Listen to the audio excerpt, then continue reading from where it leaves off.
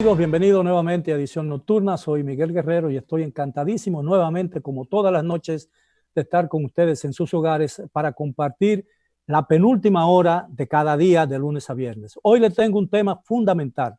Vamos a hablar del futuro y el presente de la educación dominicana y tendremos con nosotros a tres destacados educadores, la doctora Jacqueline Malagón, el doctor Antón Tejeda y el doctor Julio Sánchez. Así que regresamos después de la pausa con el tema de esta noche, el presente y el futuro especialmente de la educación dominicana.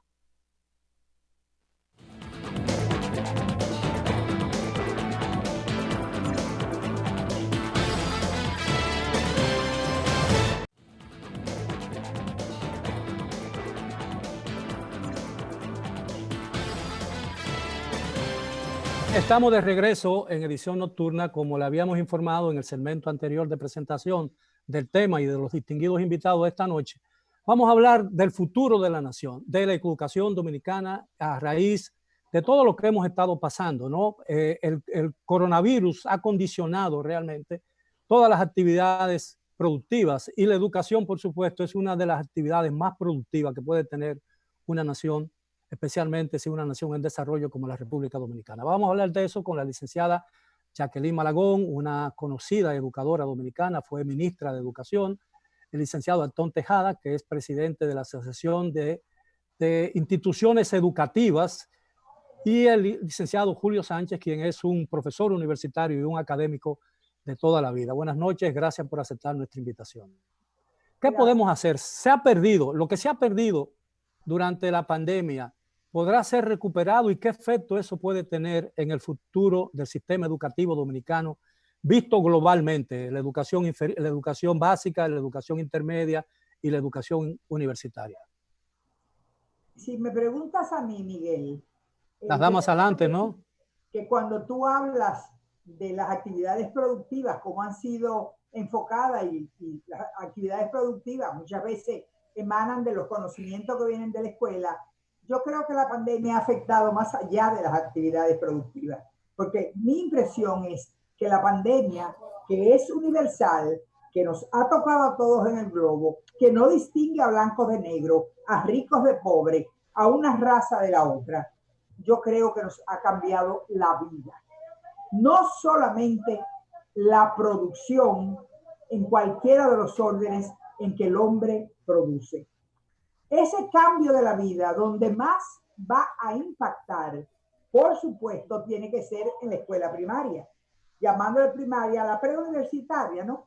Pero también con la familia, porque el niño, de una u otra manera, se forma en la familia, que son los primeros formadores, y en la escuela, que complementa esa formación y hace del niño una persona con conocimiento. Los educadores hoy en día estamos luchando, no solamente aquí en República Dominicana, yo diría que en todas partes estamos luchando por el tema de la lectoescritura y la matemática, porque se ha comprobado a la luz de la misma neurociencia que la lectura correcta y la escritura correcta son esenciales para que el niño pueda expresar la lógica o el razonamiento a la que debe llegar en una pregunta que le hagan. Y ese es para mí, para mí no, para muchos, lo que entendemos por qué nuestros niños están en último lugar en todas las pruebas del mundo. Y seguiremos estando en último lugar, porque la universidad necesita, o la educación necesita. El doctor Sánchez es un rector de gran valía y de grandes conocimientos y de gran experiencia. No sé si me dejará decir que estoy equivocada. La universidad hoy en día necesita preparar personas especializadas en lectoescritura, porque el problema de los niños es que al no entender la pregunta, no pueden contestarla. No es que sean brutos, no es que no hayan entendido, es que no la entienden y no la pueden entender porque la habilidad de la lectura fue deficiente y al ser deficiente la lectura, es deficiente la escritura y la comprensión que le viene por la matemática. En una oportunidad, una profesora de muchos años de experiencia me dijo que el sistema educativo debería, los niños cuando entraran a la escuela básica, deberían ser objeto de un examen de los ojos y un mensaje de los oídos, porque muchas veces no escuchan bien porque tienen problemas auditivos, ¿no? Y yo creo que eso puede ser una forma de corregir algunos de los defectos que tenemos en el sistema. No sé si estoy hablando por hablar, pero me No, parece que tiene lógica, ¿no? es así como tú dices, Miguel. Y tan es así que el mismo ministerio desde hace años ha estado creciendo, quizás no con la rapidez que uno quisiera, pero ha estado creciendo el departamento que tiene que ver con la salud de los niños, llamándole salud a la medición de la visión que se hace regularmente y al tema de la audición.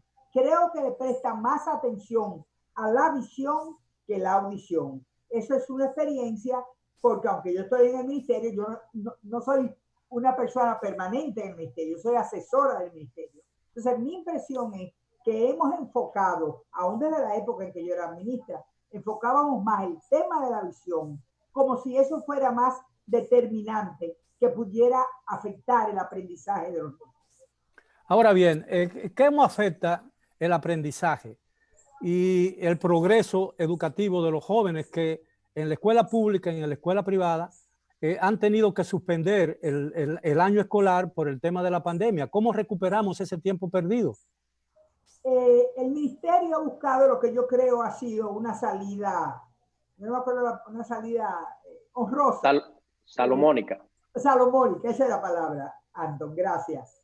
El terminar el 12 de marzo para los cursos bajitos y hacer que esos 3 primeros periodos de evaluación sean promediados y llevados al llamado cuarto periodo, que es 12 de marzo y el mes de junio. Corrígeme, Anton, que tú sabes de esto más que yo. Tenemos entonces las 4 calificaciones que manda la ordenanza cuando se estableció ese tipo de evaluación. Si el niño tiene una nota de pase, o aún no teniéndola, el niño va a pasar de grado. Entonces, aquellos que tengan deficiencia no le van a perjudicar perdiendo el año escolar. Ese niño, cuando se reabra la escuela, del Consejo Nacional de Educación, hablan del 24 de septiembre, que realmente es a partir del 24 de septiembre. De agosto, tía Jackie. Perdón, de agosto, escúchame. Del 24 de agosto. Yo soy una que pienso, y se lo voy a recomendar o a sugerir o a comentarlo delante del ministro de Educación, que es un hombre que oye, pone atención, escucha y atiende con mucha flexibilidad los puntos de vista que uno le puede llevar. Como que yo no diría a partir del 24 de agosto, yo ya empezaría a decir a partir de la primera semana de septiembre, porque a la luz de lo que ha dicho ayer el gobierno, yo estoy preocupada. El problema no es que pasen o no pasen, el problema es que queden rezagados, ¿no?, de la enseñanza. Señor Santos y señor Tejera, ¿qué piensan ustedes sobre eso? Perdón, Miguel, antes de que el doctor Sánchez, el licenciado Tejera te diga, el primer mes de clase se va a conducir de manera que los baches, lo que hayan dejado de aprender en ese periodo, sobre todo en la escuela pública, porque la privada, un grupo ha podido avanzar con el currículo, pero ese primer mes se le va a dar atención a ese rezago de los niños. Señor Sánchez, señor Tejera. Yo preferiría dar por el enfoque en la educación preuniversitaria y paso a Antón para que siga por la línea que iba Jackie, ¿no? Perfecto. Bueno, ante todo, don Miguel, yo quería agradecerle la invitación a su programa. Para mí es un gran honor, imagínense, estar en compañía de doña Jacqueline y el doctor Sánchez, que le tengo muchísima admiración por la labor que está haciendo en Isfodoso, donde se ha notado un gran cambio y lo felicito por eso.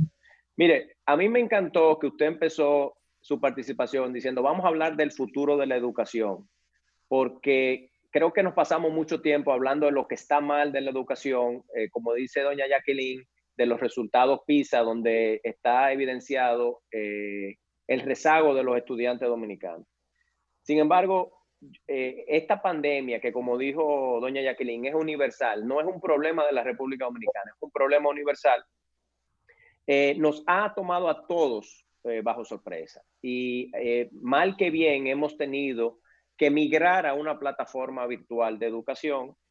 Muchos colegios no estaban preparados para esa migración, no solamente en la República Dominicana, a nivel mundial, y hemos tenido que hacer lo posible. Y quiero ahí darle un aplauso a los profesores dominicanos, porque déjeme decirles que es gracias a la vocación y al trabajo incansable de esos profesores que hemos podido lograr lo que se ha logrado. Usted preguntaba que qué vamos a hacer con el rezago de educación de los niños que desde marzo 12 han tenido que estar en un aspecto virtual, o algunos inclusive que no, ni siquiera tienen acceso a la virtualidad. Y yo creo que doña Jacqueline hizo un punto muy importante ahí, que es la equidad educativa. Es decir, el sistema educativo dominicano no va a castigar al nivel socioeconómico más bajo porque no tuvo acceso a la virtualidad, por decirlo así, que tenemos que todos estar conscientes de la realidad de la República Dominicana, y esa es una realidad. No hay conectividad a nivel nacional. No, el 100% del estudiante dominicano no tiene esa conectividad. Sin embargo, lo que sí se ha hecho es que aquellos que han podido a través de WhatsApp inclusive, o a través de plataformas digitales gratis, como es Google Classroom, se ha hecho el avance necesario. Lo que a mí me da optimismo es que el sistema educativo dominicano ha tenido que modernizarse, si queremos decirlo así, utilizando estas plataformas y estas herramientas, que dicho sea de paso, es una herramienta más que tiene el docente. La tecnología no es la solución, es meramente una herramienta más. Y como decía doña Jacqueline también, nosotros estamos culminando el año escolar el 18 de junio, mañana, ya se culmina el año escolar, y la idea es que pasen los muchachos, pero iniciando el año escolar a finales de agosto y probablemente por los primeros meses, don Miguel, del año escolar próximo, vamos a estar haciendo recuperación y vamos a estar atendiendo a aquellos estudiantes que están rezagados y aquellos que necesiten ayuda para nivelarlo. Pero no en la República Dominicana, porque yo a veces creo que la gente cree que es solamente en este país. Eso va a ser a nivel mundial. Sí, tenemos, dígame. No, termine, por favor. Le iba a decir que tenemos que recuperar el tiempo perdido, porque la educación virtual está demostrada que es buena, es mejor que nada, pero no tiene la misma efectividad que una educación presencial. Esa es otra de las cosas que hemos averiguado. Ahora, precisamente esa era mi pregunta. En el caso hipotético y no deseado de que no se resuelva el problema y que todavía la pandemia siga azotando y no podamos entrar todavía a la famosa fase 3 o fase 4 de que ha hablado el gobierno, necesariamente cuando se abra el año escolar, el año lectivo, tendríamos que hacerlo a través de la virtualidad, ¿no? Valernos de los conocimientos o de la tecnología moderna y no de la presencia del profesor y los estudiantes en la escuela, conviviendo día a día con la educación. Eso nos presenta un problema muy grave, ¿no? Yo creo que es una situación, es una realidad, yo diría. Definitivamente no es lo idóneo. Ahora, le voy a decir que el sistema educativo privado y el público ya tienen y han tenido 2 meses y medio de experiencia, y ya no hay excusa para venir en septiembre que hagamos una mejor labor que se ha hecho en estos 2 meses. Los profesores se sienten más cómodos con la tecnología, se sienten más cómodos, porque hay otro tema que ahí doña Jacqueline es la experta, yo no soy la experta, pero el modelo pedagógico presencial no es el mismo del virtual. Fíjese que nosotros estamos haciendo un show de televisión de manera virtual y no es la misma dinámica. Entonces, el profesor, para mantener la atención de sus estudiantes y la colaboración dentro de un ámbito virtual, no es lo mismo, es mucho más complejo. Sin embargo, yo lo que creo que va a terminar pasando, como casi todos los problemas graves de la vida que enfrentamos todos, va a ser una combinación de soluciones, don Miguel. Va a haber probablemente una parte de educación presencial, va a haber una parte que va a ser virtual. En otras palabras, va a haber un híbrido. Los colegios y las escuelas van a tener que ver, dependiendo del tamaño de las aulas y del espacio físico que tenga esa institución educativa, si pueden recibir una parte de sus alumnos. Una idea que se ha hablado es decir, bueno, X cantidad de los alumnos, por decir el 50% de un curso, que venga los lunes y los miércoles, el otro 50% que venga los martes y los jueves, y los viernes se usa para darle refuerzo a aquellos estudiantes que así lo ameriten. Son ideas que todavía estamos jugando con ellas, porque ni el ministerio, doña Jacqueline, usted podrá decir, estamos seguros exactamente qué va a pasar. Ahora, como dijo doña Jacqueline hace unos minutos, la tendencia del COVID en estos momentos pareciese indicar que tenemos que prepararnos para ser flexibles. Bien, lo que yo a partir de septiembre. Lo que me preocupa a mí es que en mis años de estudiante, por lo menos en la secundaria, yo aprendí más de la sabiduría del profesor, con los consejos del profesor, que las clases que ese mismo profesor me daba. He olvidado todas las lecciones, apologética, geometría y muchas otras cosas que di en la secundaria.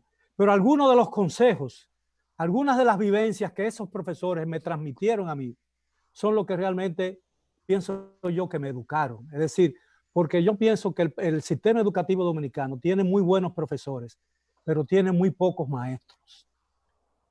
Kiel, si tú me permites intervenir, hay una situación que se da y es que no necesariamente se aprende, por ejemplo, la matemática. Yo te digo con humildad que yo fui la mejor estudiante de matemática muchísimos años, sacando las mejores notas hasta el punto que me gané una beca que mi papá me dijo que con matemática no se comía y no me dejó cogerla. Pero la matemática me enseñó lógica y me enseñó razonamiento. No me pregunto una fórmula geométrica, trigonométrica, aritmética ni matemática, porque a mí se me olvidaron. Si tú crees que a ti se te olvidaron, a mí también. Pero tú eres un hombre de mucha lógica. Tú eres un hombre que razona muy bien. Y yo creo que yo no me quedo... Pero Pitágoras me ahogó. El cuadrado de la hipotenusa es igual a la suma de los cuadrados de los catetos. Tú estás mejor, tu memoria es mejor que la mía. No, esas fórmulas son criminales, ¿no? Para una mente como yo que no da mucho para las matemáticas, pero estoy de acuerdo en que nosotros tenemos que hacer énfasis en la ciencia y en las matemáticas si queremos recuperar el tiempo que hemos perdido a lo largo de todos estos años de desorden y de deficiencia educativa. Ahora bien, lo que me parece que extraigo de ustedes, a pesar que el doctor Sánchez no ha hablado todavía, es que hay mucho optimismo con relación al futuro de la educación dominicana. Y yo creo que eso es la base fundamental que necesitamos para que la educación realmente despegue y alcance el nivel que todo el mundo quiere. ¿No es cierto? El paradigma educativo, y le voy a dar la palabra al doctor Sánchez después, el paradigma educativo ha cambiado, es otro. Y creo que muchos de nosotros, los que somos educadores, ni siquiera nos imaginamos todavía qué pudiese ser, porque todos estamos viendo con cierto negativismo y preocupación y ansiedad, que es natural, esta situación. Yo estoy sumamente preocupado. Sin embargo, ¿cómo es que dice el dicho? La creatividad es la esencia de la invención, ¿no? Yo entiendo que vienen cosas buenas a futuro para la educación en el mundo y muy específicamente en la República Dominicana. Yo sí estoy optimista. Ahora, tenemos que hacer una pausa, pero yo al regreso quiero que hablemos sobre la diferencia, si existiere, entre la educación pública y la educación privada. Por una sencilla razón, en lo que tiene que ver con la calidad de la educación. Porque si bien es cierto que la educación es la fuente redentora y que saca de la verdadera esclavitud a la gente que vive en la ignorancia, no es menos cierto que en el futuro la calidad de la educación va a ser la diferencia entre las buenas oportunidades y las malas oportunidades. Y aparentemente las personas que pudieron asistir o que pueden asistir a una escuela de pago de alta calidad con relación a un joven que no tiene esa misma oportunidad, quizás el primero tenga mejores chances en el futuro cuando le toque ingresar al mercado de trabajo. Si ustedes me lo permiten, tenemos que hacer una pausa. Regresamos después de ella. Los amigos televidentes continúen con nosotros. Estaremos de vuelta después de algunos consejos comerciales.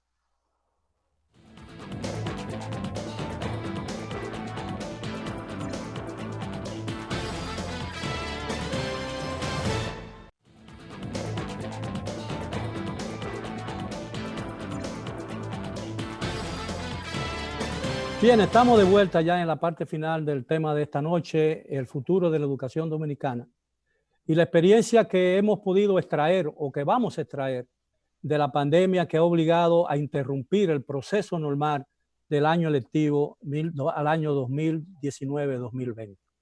Contamos con la grata y honrosa presencia de tres destacados educadores dominicanos, la doctora Jacqueline Malagón, el doctor Julio Sánchez y el doctor Antón Tejera.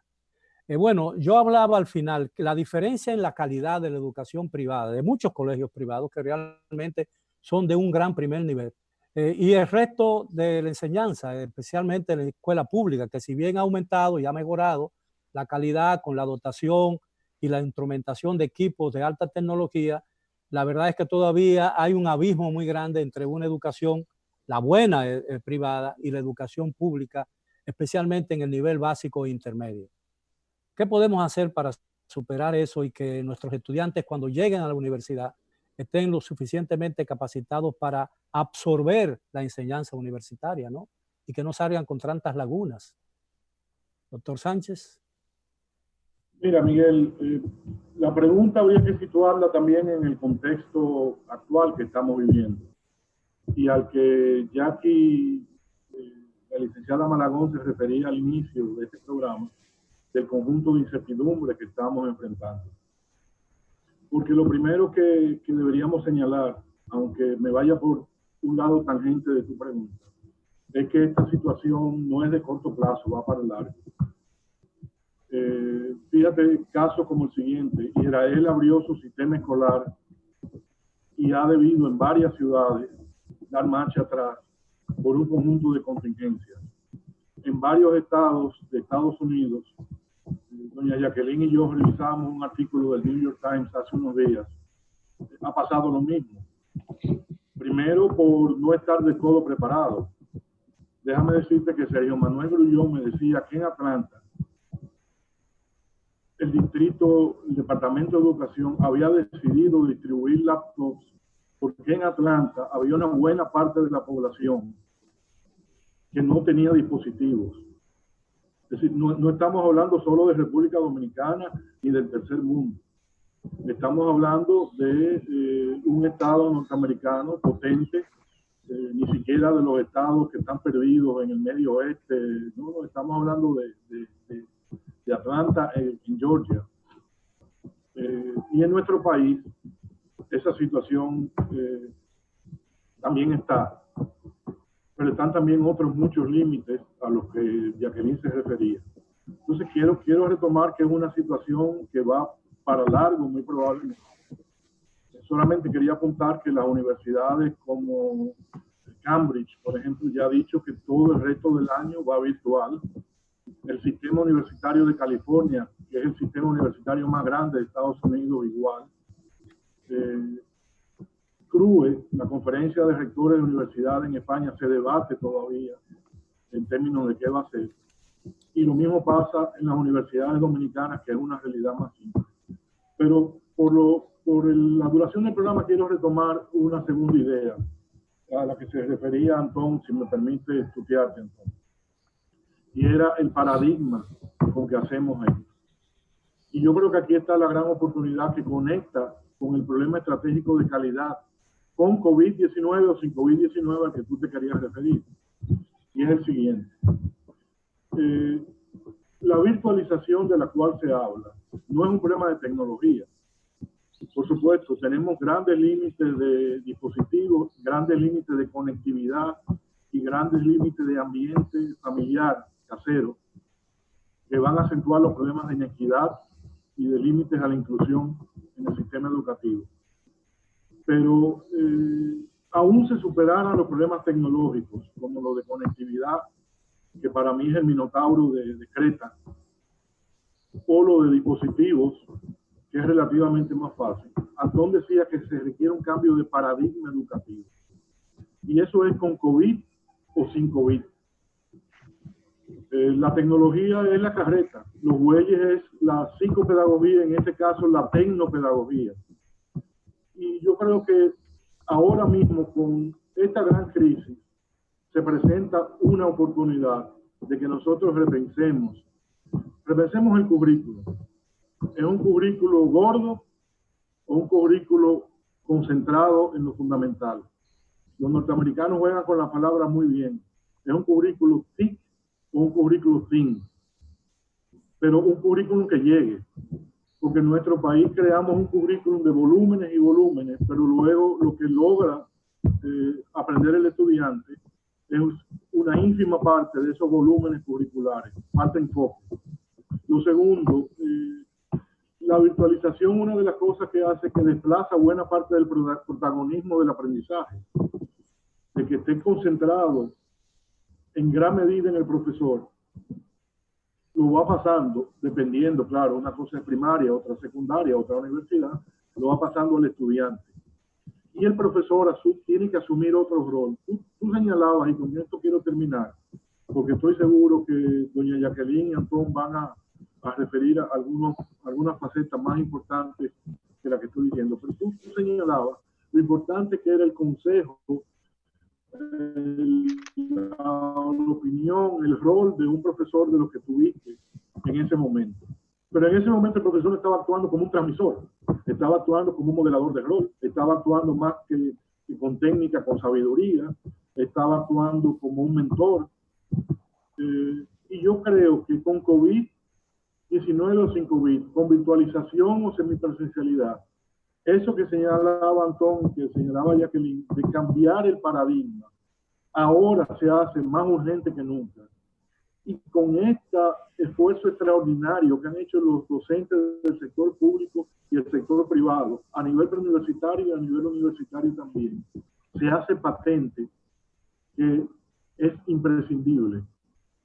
Más aún cuando vamos a tener que seguir en condiciones de mucha incertidumbre, en condiciones en las cuales la semipresencialidad, como quiera que se defina, no le veo que sea posible evitarla.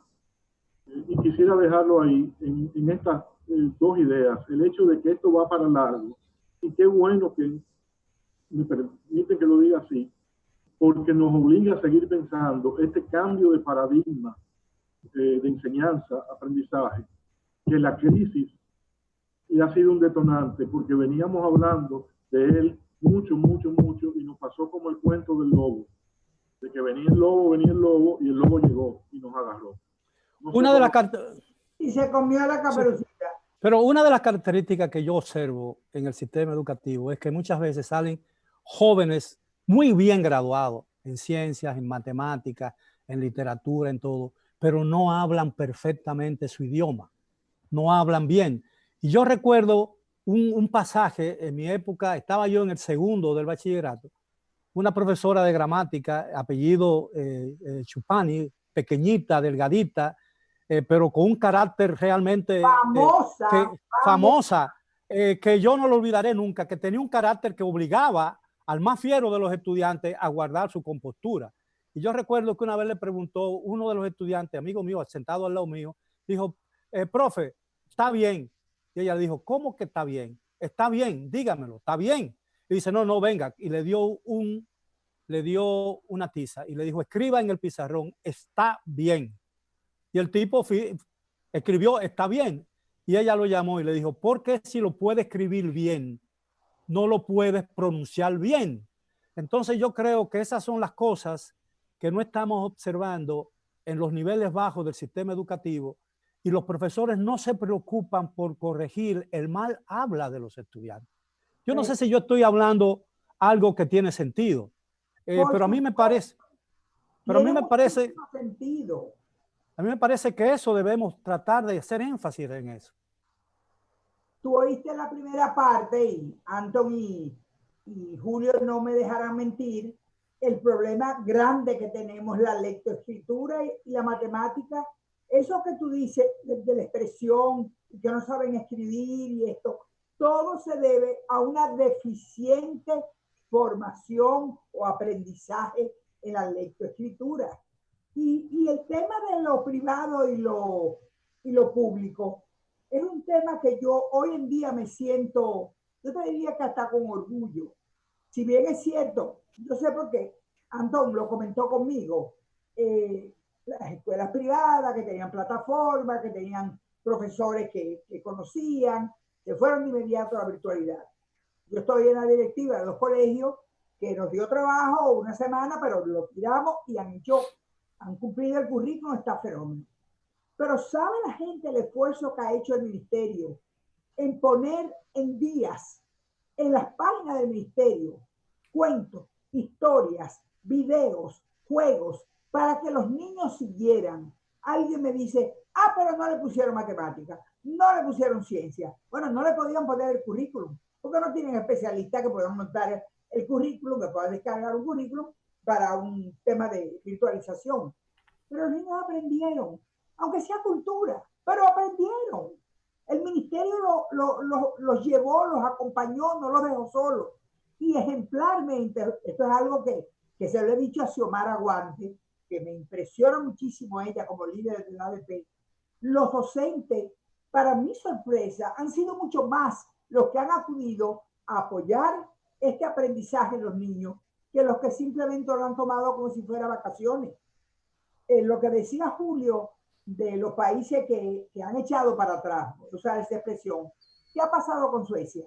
Suecia no creyó en el coronavirus, no hizo nada, siguió la vida tal y como la llevaba. Y cuando cayó en el primer brote, busquen los muertos que lleva Suecia, lo que están haciendo ahora. Singapur cayó en un segundo brote, se están volviendo locos. Beijing cayó en otro brote. Entonces, el miedo mío es que nosotros podamos caer en un brote peor de lo que hemos tenido y que no sean 600 muertos no, contagiados en un día, llevamos 500 y pico, 600 y pico de muertos. Que venga una ola de un nuevo brote y nos encuentre de manera que, qué sé yo, 800,000 contagiados en un día. Nosotros no tenemos las clínicas para atenderlo. Hoy la clínica Coromina de Santiago con un anuncio que no puede recibir una persona más. He oído al doctor Sánchez Cárdenas diciendo que todavía tenemos espacio en las áreas donde hay que darle atención especial. Pero ¿y si se llenan esas áreas? ¿Qué vamos a hacer? Y la escuela no es lo principal, ¿eh? Lo principal es salvar la vida. Y después de salvar la vida tenemos el problema de generación de ingresos. Hay que hablar de la economía y de la producción. Y luego lo social, entonces sí vamos a hablar de la escuela. Porque en la escuela es que está el futuro del país. Y de una u otra manera tenemos que atender ese futuro. Virtualización.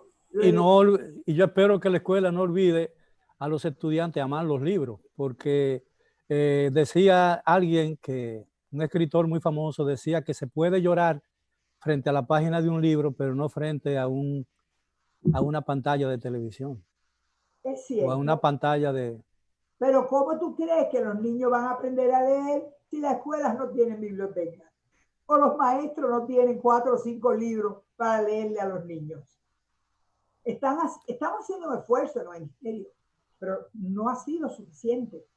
Y no es cuestión de que el gobierno no ha atendido, ¿no? Yo creo que el gobierno ha hecho cosas muy buenas. Me aterra qué va a pasar económicamente. Le decía a Julio, ¿qué tú crees? ¿Llegaremos al 4%? Pues yo creo que necesitamos más del 4%. Según la ley debemos estar en el 5.2 o 5.3 este año. Yo tengo una pregunta que me inquieta desde hace mucho tiempo y va dirigida al doctor Julio Sánchez. Bueno, va dirigido a todos, pero al doctor Julio Sánchez porque es un rector universitario. Es decir, ¿cree usted que los exámenes de admisión, los exámenes de prueba de admisión en las universidades deben mantenerse o el estudiante le basta con su título de bachiller para ingresar a una universidad? Que se necesitan pruebas de vocación antes de ingresar a una universidad para ahorrar costos en el sistema educativo, porque muchas veces se pierde mucho dinero educando a un estudiante que quiere ser abogado y a lo mejor hubiese sido mejor arquitecto que abogado. No, Miguel, definitivamente yo creo que las pruebas de admisión son imprescindibles por 3 razones. La primera de ellas, tú tienes que asegurar que la persona está preparada para educación superior. Lo otro sería populismo. Y te voy a dar un dato que lo podemos discutir en otro programa. La deserción bruta en la Universidad Dominicana, en el sistema universitario dominicano, ronda el 50%. Entonces, ¿la deserción? La deserción bruta. Wow. Bruta por una razón, no se ha podido filtrar si el que deserta se fue a otra universidad, porque no hay una base de datos. Pero los estudios que se han hecho, 3 estudios que yo conozco, uno de la doctora Mayra Brea, ya de una década para la UAS, y 2 de la doctora Altagracia López para el sistema universitario en general, el sistema universitario dominicano, arrojan cifras a ese nivel. Entonces, lo que tú estás logrando es que la mitad de ese estudiantado se quede a mitad de camino, archivado en la universidad. La segunda razón de la prueba de admisión es que tú haces con la prueba de admisión. Yo te voy a decir nuestro caso.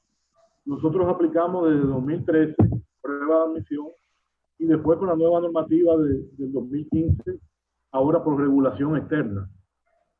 Los estudiantes que quedan limítrofes, es decir, que quedan muy cerca de aprobar, van a un propedéutico sin valor de crédito. Y se recupera el 70% de esos estudiantes. Pero cuando son admitidos finalmente, están en mucho mejores condiciones. Es decir, la prueba de admisión no necesariamente tiene que ser excluyente. Es un diagnóstico también que te puede decir si hay los recursos, si hay la oportunidad, que vaya a un propedéutico que los recupere, pero no que entre a nivel superior para finalizar. Y la tercera razón es que en muchos países, aquellas profesiones de mayor, no quisiera usar la palabra estatus, pero de mayores restricciones, la prueba de admisión te dice, bueno, mira, en esta tú no puedes, puedes en otra.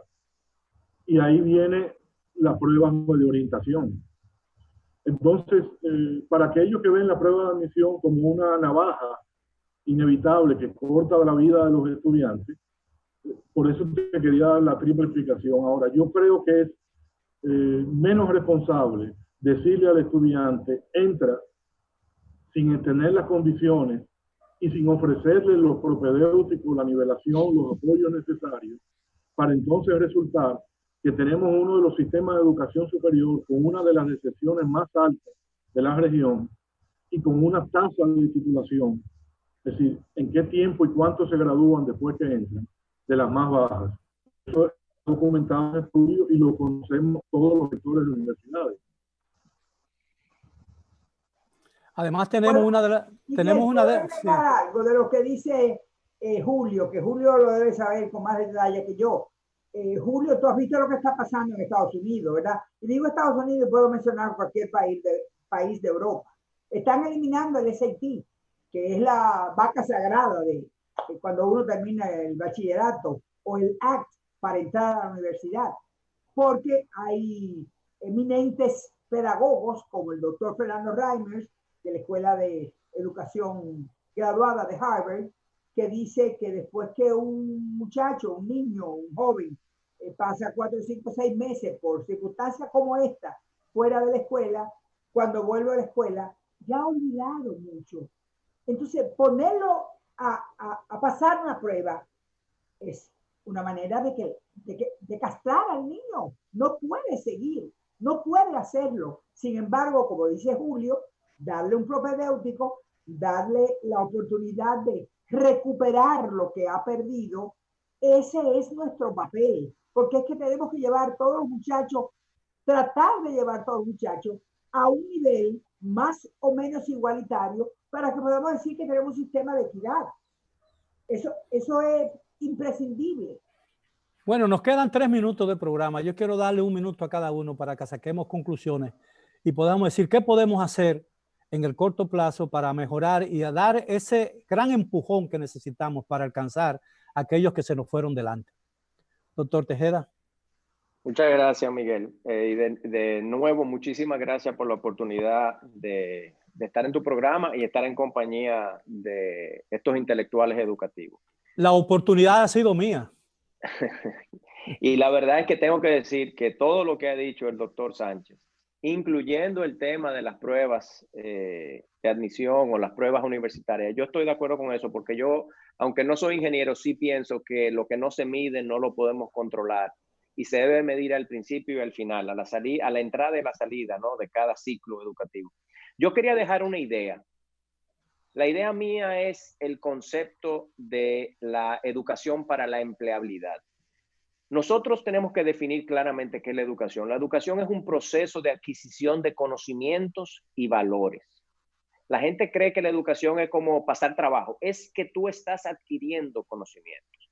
Entonces, si usted no quiere adquirir esos conocimientos o tiene otros intereses, la educación, el sistema educativo dominicano tiene que estar estructurado, y esa es parte del cambio de paradigma, para que aquellos muchachos que quieran una educación técnico-vocacional, por ejemplo, tengan esa capacidad y puedan emplearse rápidamente.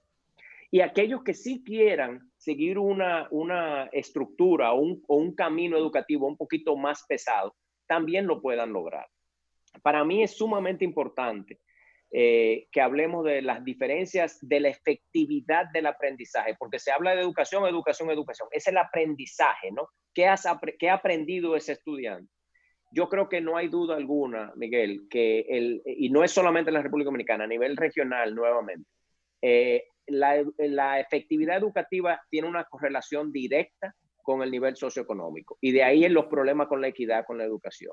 Entonces, el sector educativo privado, del cual yo represento una parte, está en la mejor disposición de cooperar y colaborar con el sector educativo público y ofrecer lo que podamos, por ejemplo, maestro sombra o ese tipo de funciones, de hablar con los rectores de la universidad y estar claro qué necesita la universidad para que cuando ese muchacho llegue allá tengan los conocimientos básicos. Bueno, yo le agradezco su participación. Nos queda solamente 45 segundos. Perdón. Quiero dárselo a los dos, a Jacqueline y al doctor Sánchez, para cerrar el programa e invitarlo a un nuevo tema relacionado con la educación en un futuro cercano. Espero que me acepten. Doña Jacqueline, no puedo pasarme del tiempo. Vamos a 15 segundos para que Julio coja más de 15. Y es, la educación tiene que ver cómo hace posible que cada niño pueda alcanzar su potencial, y que alcanzando ese potencial, el niño al crecer, al ser un joven, pueda lograr hacer realidad sus sueños. Doctor Eso va Sánchez. con la empleabilidad de lo que hablaba Anton. Yo solo Doctor Sánchez, que la crisis que nos hace pensar en las interrupciones que hemos tenido, como la de los huracanes, como aquella de la guerra de abril, para los que tenemos más edad, o ahora este de COVID, nos deben hacer pensar qué es lo fundamental, cuáles son los fundamentos curriculares que no podemos olvidar en ningún nivel, en lugar de la dispersión curricular. Y quizás esto lo podríamos vincular en otra conversación con aquello de la efectividad que hablaba Antonio, de para qué la enseñanza y cuáles son los logros de aprendizaje que no podemos arriesgar, que no podemos descontar. Los fundamentos. bien, doctores Jacqueline Malagón, Julio Sánchez y Antón Tejeda, muchísimas gracias. Quedo muy agradecido y en deuda con ustedes por la amabilidad de aceptar nuestra invitación para tratar un tema fundamental para el presente y el futuro de la nación dominicana. Ha sido todo por hoy. Gracias por su atención. A los amigos televidentes, los esperamos como de costumbre mañana a la hora de siempre. Hasta entonces. Gracias, amigo. Gracias.